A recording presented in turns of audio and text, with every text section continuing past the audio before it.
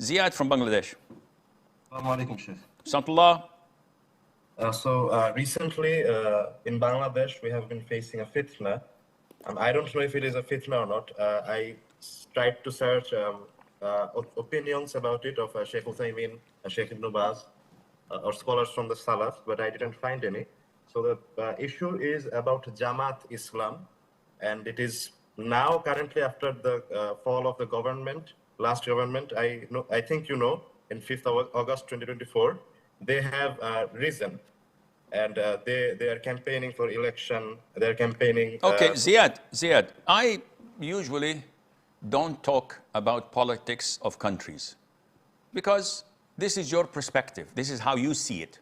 Some people see it differently. Maybe you say things and you're lying. I don't know. And I'm not here to comment about things that are above my pay grade. The rule is, in Islamic countries, we're not supposed to have parties.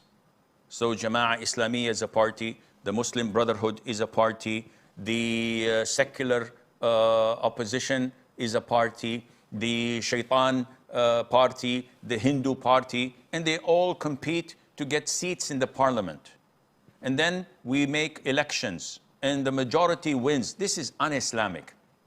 As long as there is an appointed imam or a ruler, whether he's qualified or not, he's a Muslim, and he has the control over the army, the police, he runs the government, we have to obey him and give him our allegiance so that our country is protected and it is in solidarity.